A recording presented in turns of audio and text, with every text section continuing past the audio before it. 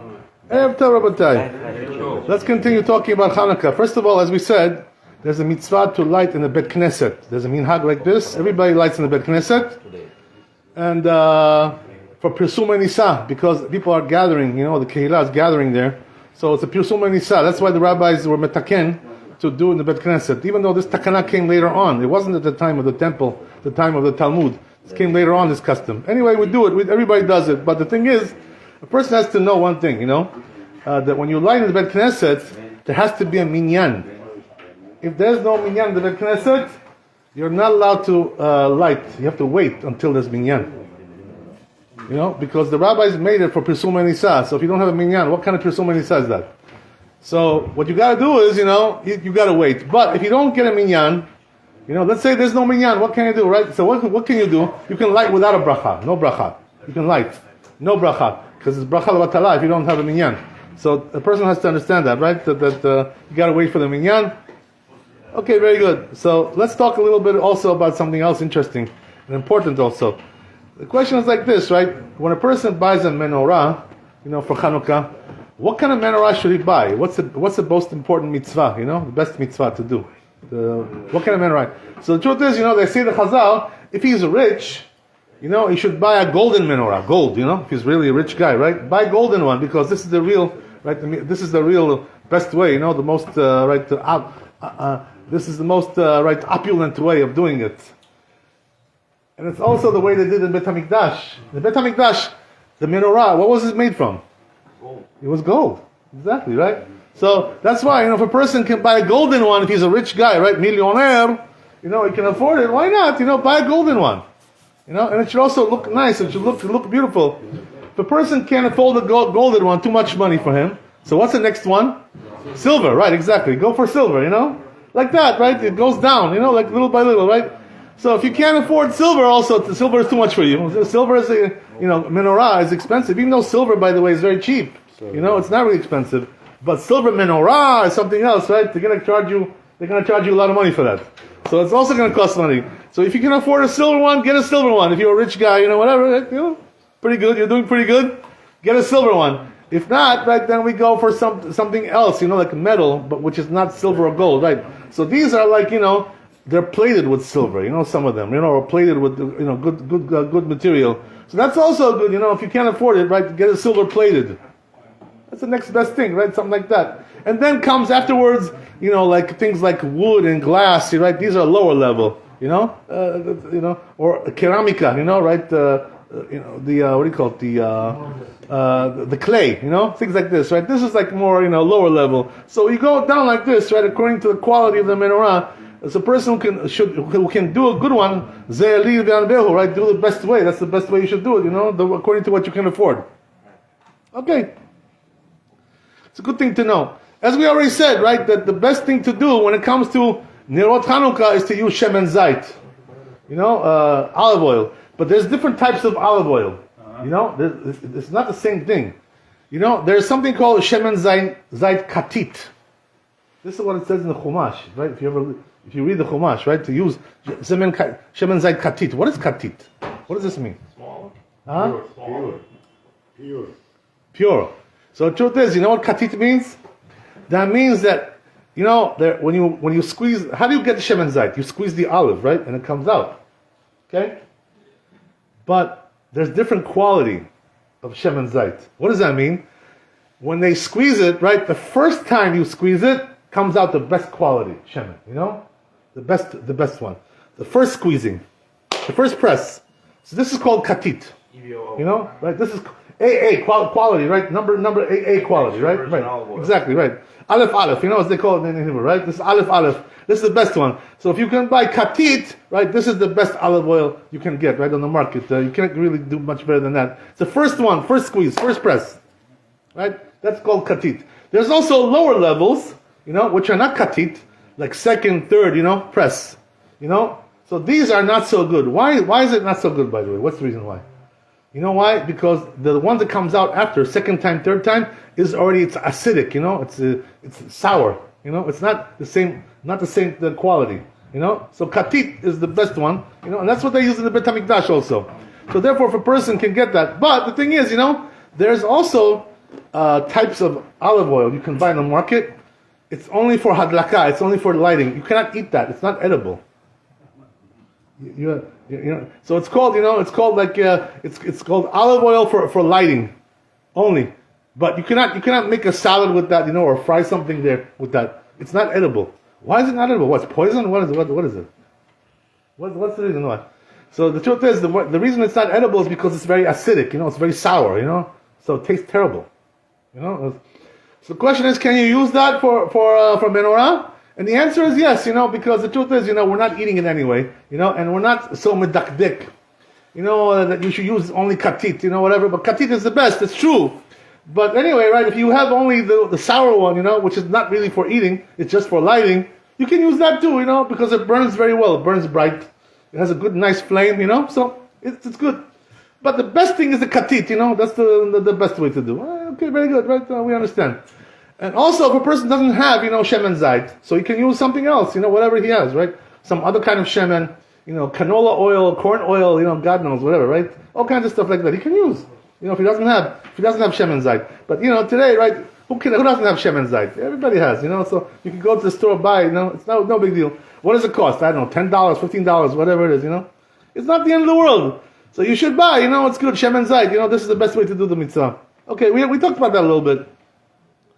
Another thing which I want to tell you is that when you put oil into the cup to do the mitzvah, the Chazal said, right, there has to be enough oil in there to burn for a half hour. Otherwise, you didn't do the mitzvah. So if it's only enough oil there to burn for like 15 minutes, let's say, right, very, very short time, you didn't fulfill his obligation. So it has to be enough oil for a half hour at least. Why? Why half hour? Because the rabbis will metaken, right, that the mitzvah is for 1/2 hour. So if you put more, right, that's good, no problem, right? But if you put less and you light it like that, he didn't fulfill his obligation. As we mentioned. So that's another thing to understand, right? He has to have enough oil in there to last at least a half hour. After the half hour, right, the mitzvah is already finished, So if a person needs, as we said, right, if he needs to go somewhere, you can put it out, The mitzvah is finished already, Sometimes, people will tell you, don't put it out, leave it, They like to look at it, It looks nice, it looks beautiful. It's true, but if you need to go somewhere, and you need to leave the house, so it's better to put it out because, of the fire hazard, as we mentioned. That's the idea. Another important thing to understand is like this, that the rabbi said, right, hadlaka oseh mitzvah. So what does that mean? That when you light the menorah, that's when you're doing the mitzvah. So therefore they said, once you light the menorah, it's asur, not allowed to move it to a different place, to a different location, Like, first I light it, and then I'll move it to the other room, like this, Not allowed, asur to do this. Why is it asur? What's the reason why? Why you're not allowed to move it? What, muktzeh? No, it's not Shabbat, it's not muktzeh, right? So what's the problem? What is it, right? So the answer is that the rabbis, didn't want you to move it because people are going to think, if you're moving it around like this, that you didn't light it for Chanuka, you lit it just for a torch, to make some light, to like a flashlight, to use it for lighting, So they're going to think, this is not for Chanuka. He's just using it as a flashlight, like this, going around. So therefore, that's why they said, first you gotta light it and then just leave it there. Don't move it around. Right? If you want to move it, first move it and then light it. This is the proper way to do. Okay, good to know these things. Another thing I want to tell you is also that what happens to all this oil, right, that's left over after the Chanukah is finished? Or let's say, right, every night you burn the oil. There's some oil left in there. So what do you do with this oil? Are you allowed to use it for tomorrow, or are you allowed to use it to make a salad, to fry your latkes, whatever, right? Can you do that? What's halakha, right? The truth is, I'm sorry? Friday? Well, yeah, Friday, it's already Shabbat, so it's obviously you can't do that, but I'm talking about even Yom Chol. Even Yom Chol, Are you allowed to use this? So the answer is like this, they say the Chazal, that once you lit, the Chanukah candle, it's already, only for this mitzvah, it's kadosh. So you're not allowed to use this oil for something else, to make salad, or to fry something or whatever. You cannot do that anymore. Why? Because it has kedusha already, It's sanctified for the mitzvah. That's it, So therefore, once you start to burn it, you gotta leave it now for the Chanukah only. So now the question is like this, right? But what about the oil which is left over, after Chanuka finishes? What do you do with that? Right? So the truth is, that if it's left over like that, they say you really should burn it, because you're not allowed to use it for mundane purposes. You're not allowed to, So this is the reason why they said that. But the truth is, a person has to know one thing. Once the Chanuka, the menorah already burned for a half hour, the mitzvah is already finished, as we said, right? Half hour is the mitzvah. So therefore, if something is left over after a half hour, is that kadosh? No. Why? Because you finished the mitzvah already, it's finished, So whatever is left over after a half hour, this you can use, for your purposes, whatever you want to do with it, right? For your personal needs. You can use that. It's not a problem, right? So, yeah. After half an hour, for example, you want to go outside.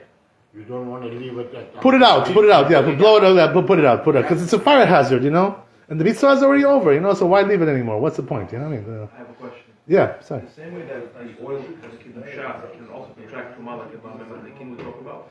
Right, but today, we're not medaktik with tumah, what I mean? We're all tameh anyway, we're all tameh. We go to the cemetery, or we go to the hospital, somebody died over there, what I mean? So we're all tameh. So we're not really medaktik about tumah, what I mean? Today, nowadays. But also I want to tell you another thing, which is important halakha to know.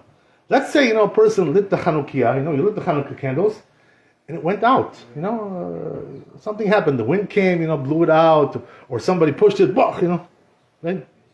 So what's the rule? Do you have to light another candle or not? This is the question, right? There is another one, extra one, no?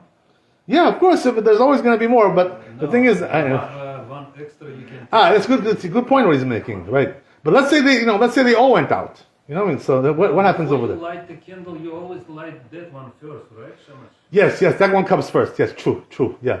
So what's the din, right? So the truth is, says Shulchan Aruch, once you lit it, and there was enough oil in there to burn for a half hour, even if it went out, you already did the mitzvah, so you don't have to light it again. So if you want to light it again, because it makes you happy, so do it without a bracha. You cannot make a bracha now. You already made the bracha one time, So don't now make another bracha. How many brachot can you make in one night? You know what I mean?